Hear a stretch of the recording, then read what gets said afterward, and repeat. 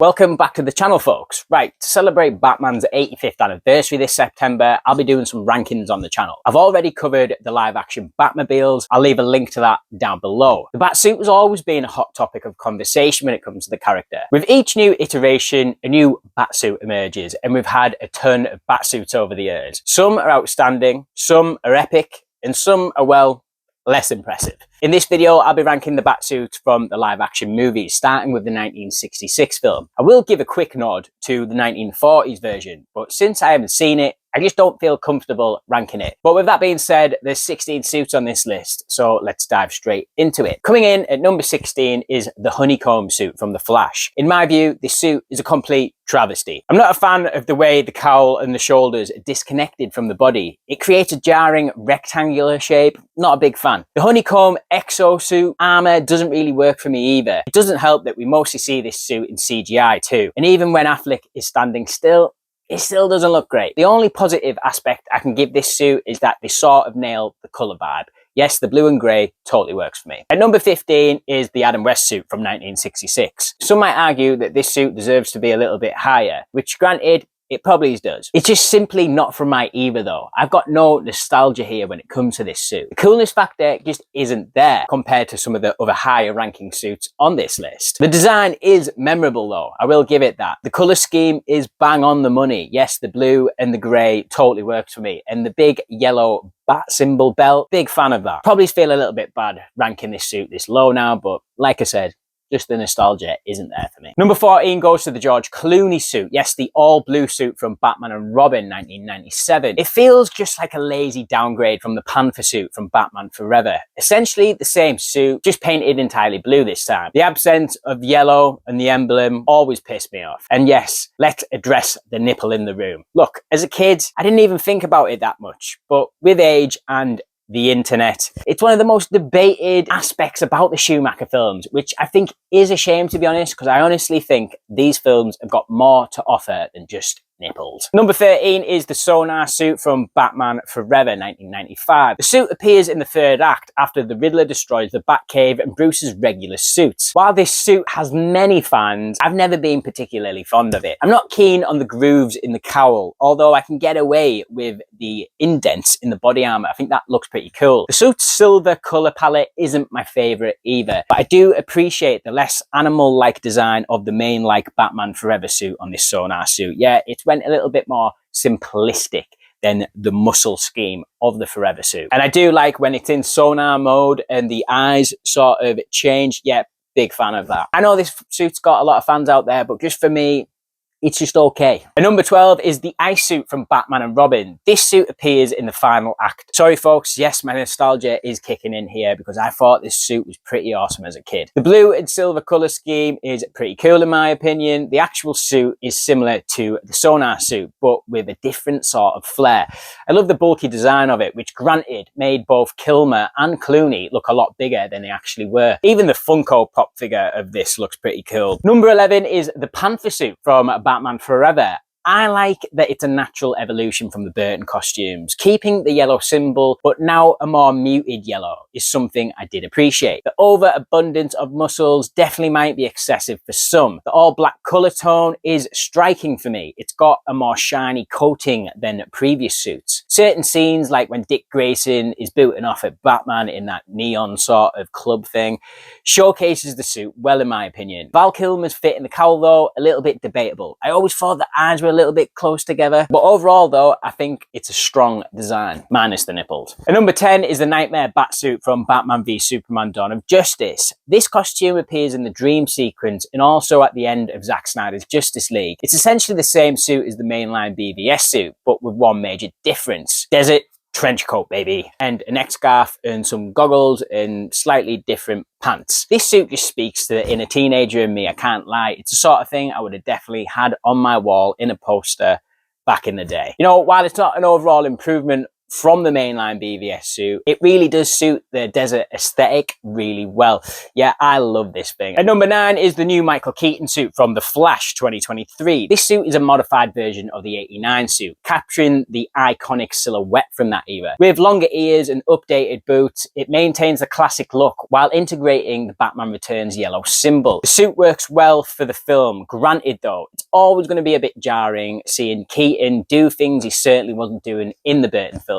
Some elements, like the bulky body armor, feel a bit over the top, but I do get it. This Bruce Wayne is older and probably needs a little bit more protection. The black belt change is definitely less appealing. I still believe the yellow belt could have worked here because they did keep the yellow bat symbol. I really like the suit overall though. It's a natural evolution from the previous Keaton suits. Coming in at number 8 is the tactical bat suit from Zack Snyder's Justice League. Despite its heavy armor and busy design, the suit looks fantastic on Ben Affleck. It reminds me of the Injustice game Batsuit, which is also heavily armoured. The movement on the suit is decent, and I like that it's got this night owl goggle situation going on with the cowl, man. Michael Wilkinson, who designed the suit, did an excellent job here, which is reminiscent of his work on Watchmen. I love this guy's suit designs, man, especially in Watchmen, but we're talking about Batman here. And number 7 is the Batsuit from Batman Begins 2005. This suit is almost perfection. Repurposing military technology with a logical explanation will always be a big win for me when it comes to Nolan's world. The matte black and grey colour palette is pretty sick too. It was a fresh change from the prior suits at the time. The cloth-like cape and the giant black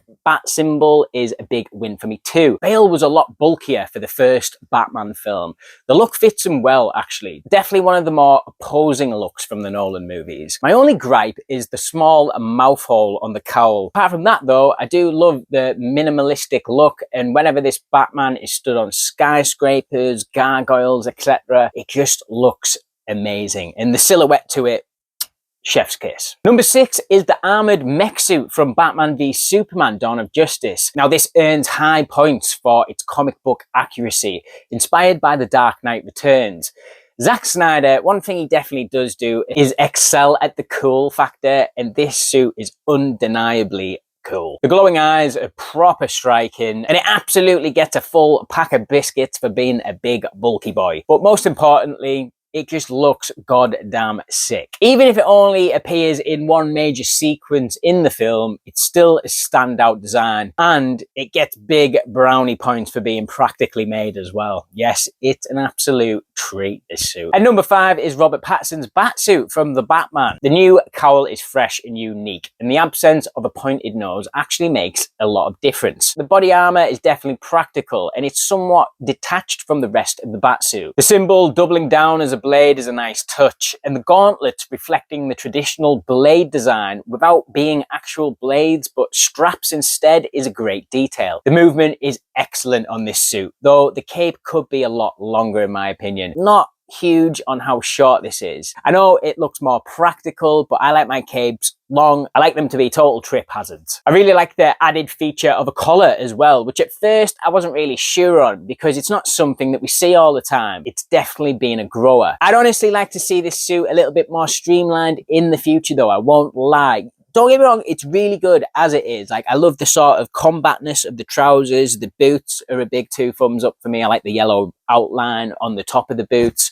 But I'd honestly like to see a Batsuit that was all one sort of colour. If Matt Reeves doesn't want to change it, I'll be totally cool with that as well. I just think as we're in year 2 of the Batman here, we could definitely see a progression down the line. At number 4 goes to the 1989 Batsuit. This suit is iconic. Often the first image that comes to mind when thinking of Batman. The all-black colour scheme with the yellow belt and the yellow symbol make it really pop. The boots, surprisingly, are Nike Airs. They're a personal favourite touch of mine. Just gives them more character. Cowl doesn't fit Keaton's face perfectly though, but I will let it off for being the first one to do that rubber design. The movement is somewhat limited, but again gives this Batman more character in my eyes. It sets it apart from the rest of these versions of suits. However, this suit certainly had a major influence on future Batsuits, and it remains iconic to me. It just needed a couple of changes to have this suit ranked higher on the list, and I think they might have done that. At number 3 is the Batsuit from The Dark Knight in The Dark Knight Rises. This suit might be controversial for some because it's ranked pretty high, but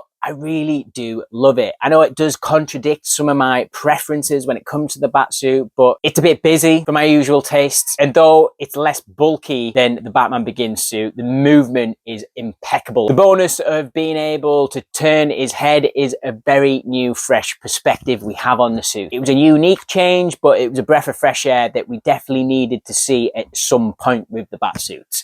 It was an evolution we all needed. Plate puzzle aspect of the suit fits well within the Nolan universe, I find. An all black matte finish is sleek. The utility belt is pretty much the same from Batman Begins, which I do like because it keeps us within the same universe. The cape length is also a big highlight for myself. I like my long capes, and this is definitely a long cape. Even if the design might be a bit busy for most, there's just something about this suit that looks incredibly cool to me. I like the tactical sort of nature of it. It almost looks like a futuristic SWAT team suit. And number 2 is the Batman Returns suit. This is a refined version of the 1989 suit with a more plated armor look, which I do prefer over the muscle suit. So the cowl and the emblem are possibly my favorite from the entire series so far. He's also got some updated boots here. He's went from Nike Airs to now Michael Jordan's boots, I think it is, but there is a difference in the trainer from 89 to Returns. I love that he uses trainers as boots. The suit just fits Michael Keaton overall much better and remains a slick, perfected version from that 1989 suit. It's just a natural evolution. This suit was my favorite suit for the longest time. And depending on what day it is, this could be flipped with number 1 spot. And coming in at number 1, finally, is Ben Affleck's main suit from Batman v Superman: Dawn of Justice. To me, this suit just epitomizes Batman. It strikes a balance between like that spandex and rubber padding, but it's got a more rugged look, a more worn-in look, which I do appreciate, and I think it looks totally badass. The short ears are my favorite in the series. Yes, it gives us that sort of Jim Lee vibe, and Affleck just perfectly embodies both Bruce Wayne and Batman. The grey and the black colour scheme is spot on, and the chunky bat emblem complements the design well. The suit represents the most ideal version of Batman for me. Even if the films could have been a little bit better, this suit will remain the best for me. I know it's not as armoured as some of the prior suits on this list, but that's exactly why I like it. Somewhere in between having spandex and full-plated body armour, and this meets us in the middle very, very well. Absolutely adore the Ben Affleck Batman suit. But anyway, guys, that's been my ranking of the live action Batsuits. Please let me know in the comments below how you would rank the Batsuits. Remember, this was just for a bit of fun. Don't have a total freak out. But anyway, guys, that's been my ranking. Thanks for watching, and until next time, I'll catch you later. Bye bye.